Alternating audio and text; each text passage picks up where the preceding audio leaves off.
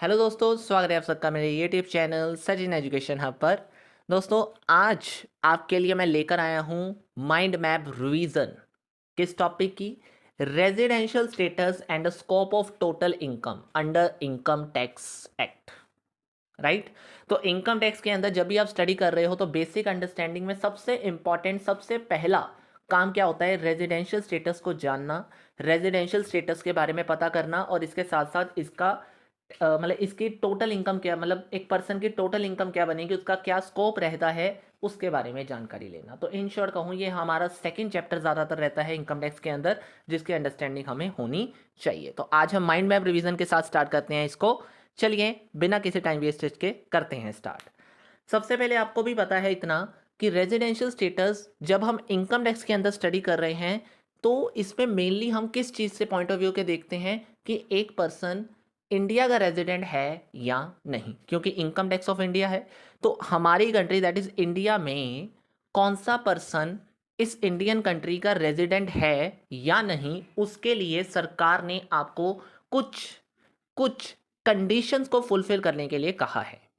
उन्होंने कहा हर साल हर पर्सन अदर कंट्री से यानी फॉरेन कंट्री आते जाते रहते हैं, और कुछ पर्सन्स जाते ही नहीं हैं फॉरेन कंट्री। तो उनके बेसिस पे ये कुछ कंडीशंस रखी गई हैं कि हर साल जब हम उनकी टैक्सेबिलिटी को मतलब टैक्सेबिलिटी देखेंगे, यानी उनकी टोटल इनकम को कैलकुलेट करेंगे, तो उससे पहले हमें ये पता करना ज़रूरी है कि वो पर्सन रेजिडेंट है, नॉन रेजिडेंट है, और अगर वो इंडिविजुअल है तो वो ROR है कि NOR, that is ordinary resident है या नॉट ऑर्डिनरी रेजिडेंट है, इसके बारे में। राइट। तो चलिए सबसे पहले आपके सामने बेसिक कंडीशन से शुरुआत करते हैं। तो अगर कोई भी एक इंडिविजुअल है, उसको दो बेसिक कंडीशंस दी गई हैं, उनमें से कोई भी अगर वो एक फुलफिल कर लेता है तो वो रेजिडेंट ऑफ इंडिया माना जाएगा in the last PY। Right. Assessment year, previous year के बारे में आप सबको पता है। तो अगर कोई पर्सन 182 डेज अपने लास्ट PY में या 182 डेज से ज़्यादा पूरे रह लेता है इंडिया में, मतलब इंडिया की कंट्री में, मतलब इंडिया में अगर कोई पर्सन 182 डेज या उससे ज़्यादा स्टे कर लेता है लास्ट PY में, that is consider to be a resident of India. अगर वो ये कंडीशन फुलफिल नहीं करता, उसको सेकंड कंडीशन फुलफिल करनी पड़ेगी, that is called as total stay जो है वो इंडिया में उसका पिछले साल 60 डेज होना चाहिए। अब देखो पिछले 4 साल, अब देखो पिछले साल 60 डेज यानी पिछले PY की कैलकुलेशन करते टाइम आपके जो डेज हैं वो 60 डेज होने चाहिए। और ये 60 डेज तब एप्लीकेबल है जब आप पिछले साल को छोड़कर उससे पिछले 4 सालों का डेटा भी जब कैलकुलेट करोगे तो उसके जो नंबर ऑफ डेज हैं वो 365 डेज के इक्वल या उससे ज़्यादा होने चाहिए। यानी कुल मिला के आपको पिछले 5 सालों का डेटा चाहिए, पिछले साल में 60 डेज, और पिछले साल को छोड़ के इमीडिएटली प्रोसीडिंग जो पिछले साल है उसको छोड़ने के बाद पिछले जो 4 साल बचते हैं, ठीक है ना, that is consider to be a 4 years. और उन 4 सालों का जो एग्रीगेट है वो 365 डेज या उससे ज़्यादा होना चाहिए। क्लियर है इतना पॉइंट? अब देखिए इसके साथ साथ सरकार ने कह दिया, देखो भाई साहब, ये जो सेकंड कंडीशन हमने आपको बताई ना कि पिछले साल 60 डेज होने चाहिए और पिछले साल को छोड़कर उससे पिछले 4 सालों का एग्रीगेट 365 डेज या उससे ज़्यादा होना चाहिए, ये कंडीशन किसके लिए एप्लीकेबल नहीं है? ये 3 पर्सन के लिए एप्लीकेबल नहीं है। अगर कोई पर्सन इंडियन सिटीजन है जो इंडिया को लीव कर रहा है as a crew member of Indian ship का, वो अगर क्रू मेंबर है और वो इंडिया को लीव कर रहा है अपने क्रू मेंबर होने की वजह से, यानी क्रूमैनशिप का मतलब क्रू मेंबर होने की वजह से वो इंडिया को लीव कर रहा है, यानी एक शिप में आप देखते हो सामान इधर उधर लोड होता रहता है और कभी भी वो इधर उधर जा सकते हैं साल के अंदर, तो उनको बहुत टाइम लग जाता है। तो उस केस में वो पर्सन के लिए ये कंडीशन रेजिडेंट के केस में एप्लीकेबल नहीं होती। दूसरा, Indian citizen who leave India for the employment purpose, कोई पर्सन अगर अपने काम की वजह से एम्प्लॉयमेंट की पर्पस से इंडिया को छोड़कर इंडिया के बाहर जाता है तो वो भी पर्सन के लिए ये सेकंड कंडीशन रेजिडेंट की एप्लीकेबल नहीं होने वाली। और थर्ड, अगर इंडियन सिटीजन और पर्सन ऑफ इंडियन ओरिजिन, ये पर्सन वो होते हैं जिनके फादर मतलब जिनके पेरेंट्स का जो बॉर्न है वो अनडिवाइडेड इंडिया में हुआ हो, तो ऐसा केस बहुत कम आता है। वैसे सिमिलरली सिंपली अगर मैं आपको ये कहूँ तो आपको दो मेन कंडीशंस, अगर आपका कोई ऐसा पर्सन है या कोई ऐसे पर्सन की आप टैक्सेबिलिटी देख रहे हो जो क्रू मेंबर है, उसके लिए सेकंड कंडीशन नहीं लगेगी, या फिर कोई पर्सन एम्प्लॉयमेंट पर्पज से इंडिया को लीव कर रहा है फर्स्ट टाइम या एनी टाइम, किसी भी साल में that consider to be a second condition उसके ऊपर एप्लीकेबल नहीं होने वाली। तो सर इसका मतलब ये निकला कि सिर्फ और सिर्फ पहली कंडीशन यानी 182 डेज ही उसके लिए देखी जाएगी। अगर उस पर्सन ने, इन दोनों पर्सन्स या इन तीनों पर्सन्स ने 182 डेज या उससे ज़्यादा कंप्लीट किए तभी इनको रेजिडेंट माना जाएगा, अदरवाइज नहीं माना जाएगा। Point clear. अब देखिए सरकार ने यह भी कह दिया कि ये तीनों पर्सन के लिए हम सेकंड कंडीशन तब तक नहीं लगाएंगे जब तक इनकी इनकम 15 लाख से ज़्यादा नहीं हो जाती। यानी अब देखो सरकार ने एक साइड एंगल से एक और कंडीशन रख दी इन तीनों पर्सन्स के लिए भी कि हमने आपको सेकंड कंडीशन मानने के लिए नहीं कहा, ठीक है, लेकिन आपको भी सेकंड कंडीशन माननी पड़ जाएगी जब आपकी जो इनकम है वो 15 लाख से ज़्यादा हो जाएगी पिछले पीवाई में। यानी पिछले पीवाई में, लास्ट पीवाई में अगर इन तीनों पर्सन की इनकम 15 लाख से ज़्यादा हो जाती है other than foreign sources of income, then इनको दो कंडीशंस मानकर ही रेजिडेंट किया जाएगा, जिसमें से पहली तो 182 डेज ही है और दूसरी लास्ट 4 पीवाई में हमारे पास, अब देखो इसमें और सेकंड कंडीशन में चेंज है थोड़ा सा, 365 डेज वैसे के वैसे ही रहेंगे, लेकिन 60 डेज की बजाय यहाँ देखो 60 डेज था ना, और इसमें ये चेंज करके क्या लिख दिया गया 120 डेज। 120 डेज अब आएगा। यानी ये ध्यान रखना है बच्चों, एक चीज़ का ध्यान रखना है ये वाला कि अगर एक नॉर्मल इंडिविजुअल है तो उसके लिए 60 डेज देखना है, लेकिन अगर कोई ये 3 पर्सन्स हैं जिनके ऊपर सेकंड कंडीशन एप्लीकेबल नहीं होती थी पर 15 लाख की ज़्यादा इनकम की होने की वजह से इनके ऊपर सेकंड कंडीशन एप्लीकेबल होगी, तब आपने 60 नहीं 120 डेज लास्ट पीवाई में इसके कैलकुलेशन में ध्यान में रखने हैं। क्लियर है पॉइंट। अब देखिए आगे आपके पास आता है नेक्स्ट पॉइंट इज मतलब अब मैंने एक पॉइंट बताया था कि अगर आप एक इंडिविजुअल हो तो आप रेजिडेंट बन चुके हो। अब रेजिडेंट बनने के बाद आपके पास दो कंडीशंस और आती हैं, that is called as ROR और एनओआर की। आरओआर मतलब ऑर्डिनरी रेजिडेंट और दूसरा आता है NOR that is not ordinary resident.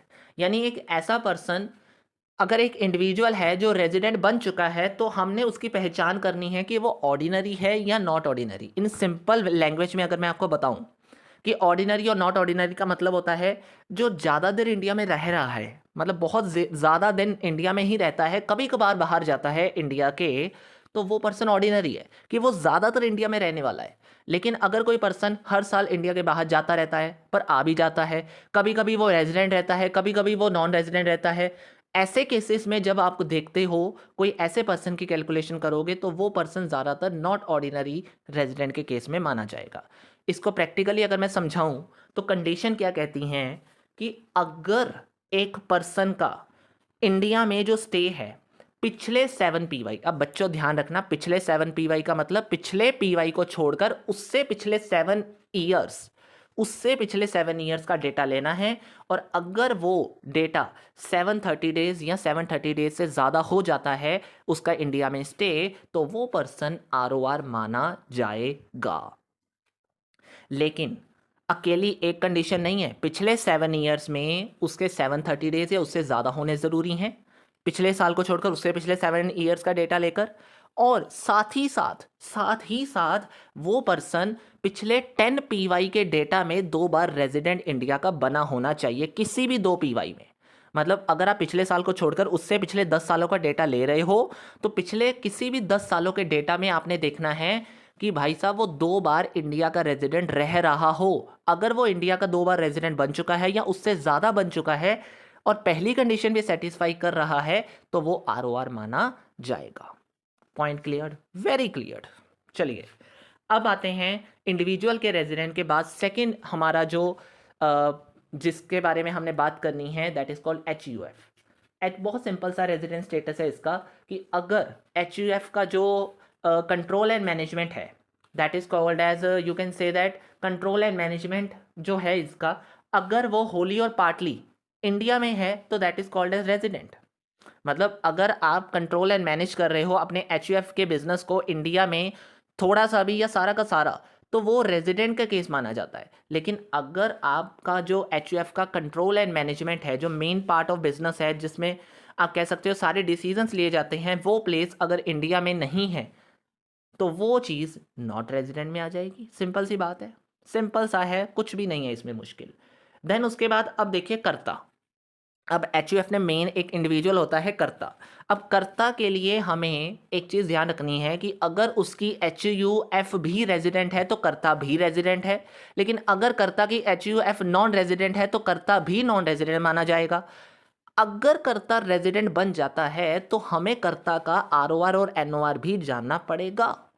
तो क्या सर इसकी अलग कंडीशन है? नहीं, इसकी सेम वही कंडीशंस हैं जो एक इंडिविजुअल के लिए होनी चाहिए आरओआर और एनओआर के लिए, जो दोनों कंडीशन सेटिस्फाई हमने करनी ज़रूरी है।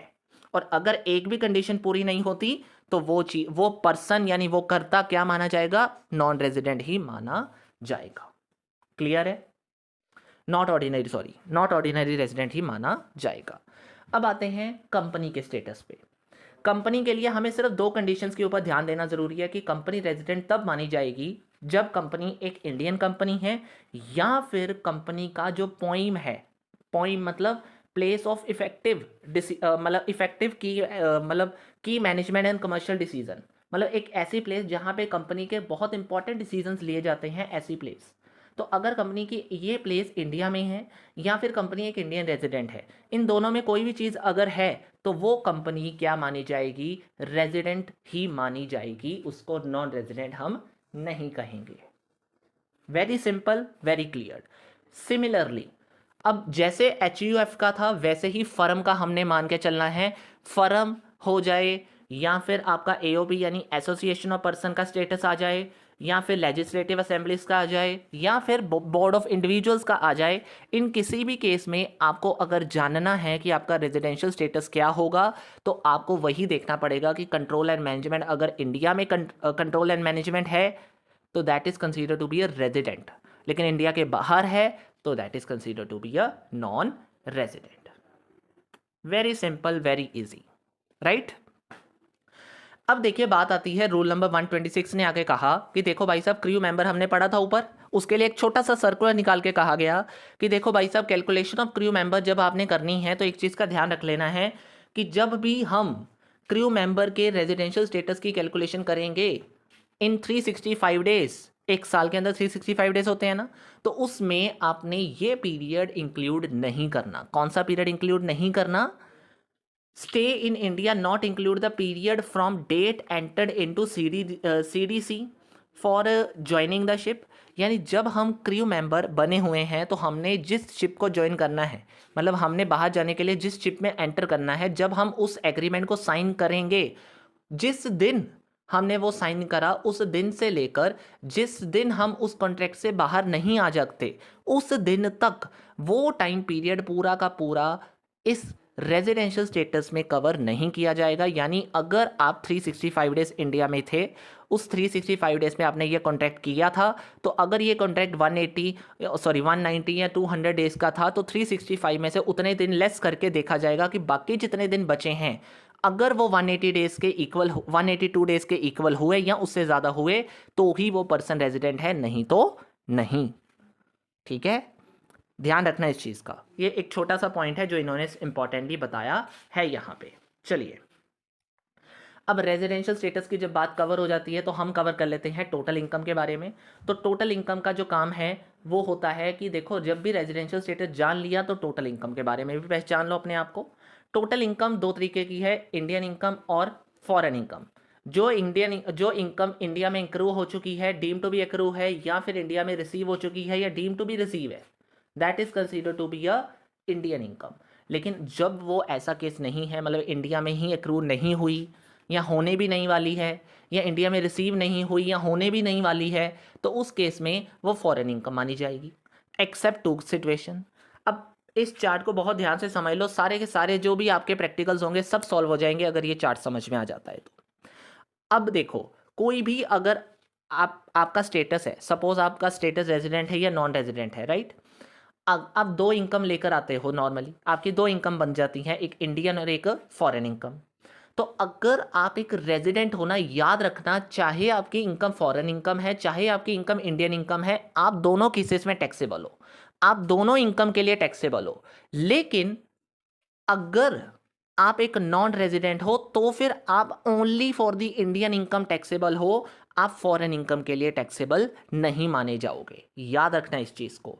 और अब बात आती है आरओआर को, तो सर तोड़ा भी जाता है, क्योंकि इसमें रेजिडेंट को तो तोड़ा भी जाता है आरओआर और एनओआर के केस में। तो सर उसमें कैसे करेंगे? देखो, आरओआर एक ऐसी कैटेगरी है, चाहे वो इंडियन इनकम है चाहे फॉरेन इनकम है, दोनों केस के लिए टैक्सेबल है। ROR that is ordinary resident, जो इंडिया का ही निवासी है।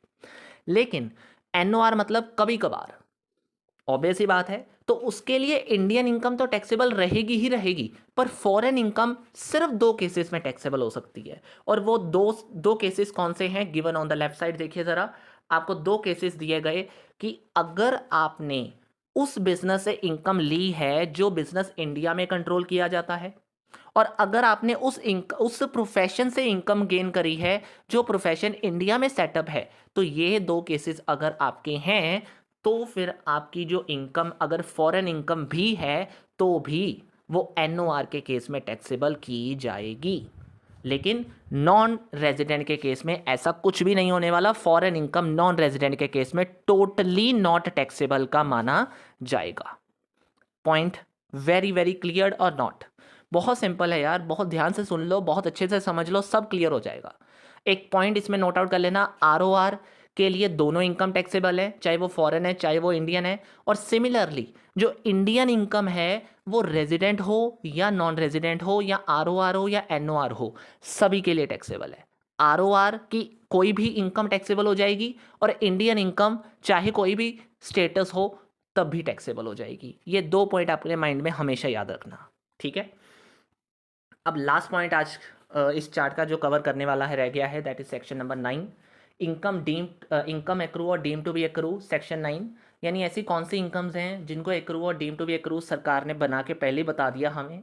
तो उनमें से सबसे पहले सरकार कहती है कि अगर आपको कोई इनकम उस हाउस प्रॉपर्टी या एसेट से मिल रही है जो इंडिया में सिचुएटेड है, ऑब्वियस ही बात है ये जो इंडिया में इनकम मिलेगी, जो इंडिया से पैदा होने वाली इनकम है, तो वो इंडियन इनकम है। दूसरा, कैपिटल गेन, सीजी मतलब capital gain from the capital asset. आपकी कोई कैपिटल एसेट थी इंडिया में, आपकी कोई कैपिटल एसेट है इंडिया में, उससे आपको पैसा मिल रहा है तो वो कैपिटल गेन माना जाएगा। आपने उसको बेचा इंडिया में, उससे आपको कैपिटल गेन हो रहा है, चाहे इंडिया के बाहर ही हो रहा है, लेकिन वो इनकम कहाँ से मिल रही है आपको? इंडिया की किसी प्रॉपर्टी से, तो it is called as Indian income. दूसरा हो गया, ठीक है। तीसरा, dividend paid by Indian company outside India. अगर इंडियन कंपनी ने इंडिया के बाहर किसी भी पर्सन को कोई डिविडेंड पे करा है तो भी वो टैक्सेबल है। पहले नहीं होता था, पर अब से फाइनेंस एक्ट 2020 के अमेंडमेंट के बाद ये चीज़ टैक्सेबल हो जाती है, ठीक है। Then is money paid by Indian resident to non resident.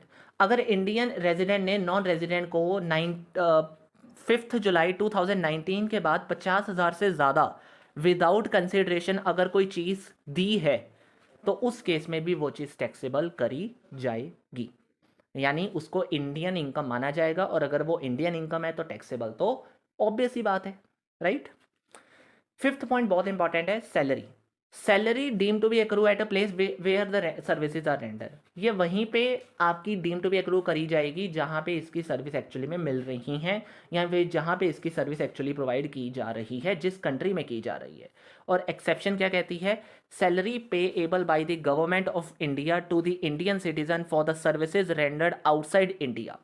अगर इंडियन गवर्नमेंट ने किसी पर्सन को, इंडियन सिटीजन को इंडिया के बाहर सैलरी दी है तो वो टैक्सेबल नहीं होगी। यहाँ पे याद रखना एक्सेप्शन है कि एट अ प्लेस, अब देखो डीम्ड होगी यहाँ पे टैक्सेबल, लेकिन इसमें एक इंपॉर्टेंट पॉइंट समझो, सैलरी वैसे नॉर्मली उसी प्लेस पे टैक्सेबल होगी जहाँ सर्विस रेंडर की जा रही है, लेकिन इंडियन गवर्नमेंट ने अगर आपको दी है, किसी इंडियन सिटीजन को दी है इंडिया के बाहर, तो वो चीज़ इंडिया में ही टैक्सेबल होगी। लेकिन सैलरी में आपके 2 केसेस अलाउंसेज और परकेसेट आते थे जिनको एग्जेम्प्ट फिर भी रखा जाएगा, और वो एग्जेम्प्ट ही रहेंगे, ठीक है।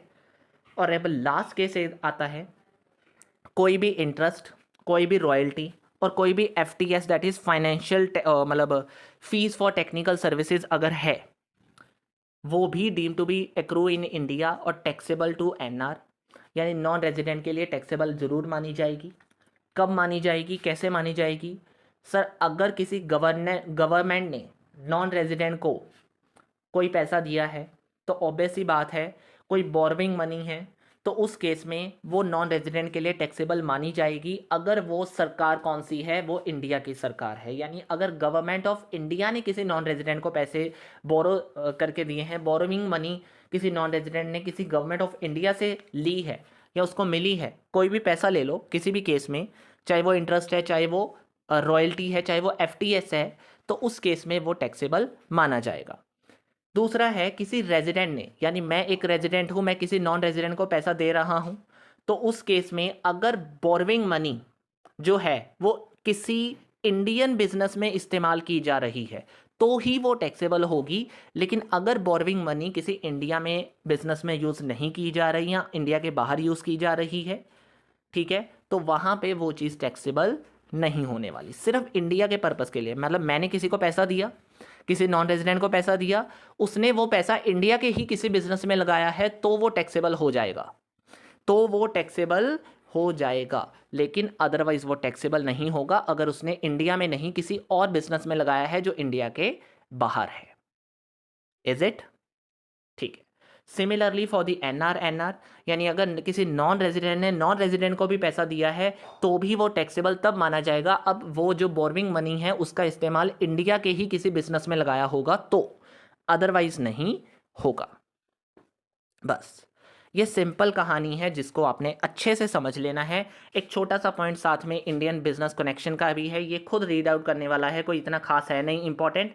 तो जो भी इंपॉर्टेंट चार्ट में इंपॉर्टेंट मुझे लग रहा था वो मैंने सारा कुछ इसमें डाला है, और आपको 20 मिनट की रिवीजन में रेजिडेंशियल स्टेटस अब दोबारा स्टडी कभी नहीं करना पड़ेगा, इतना आसान तरीके से मैंने आपको बताया है। Is it?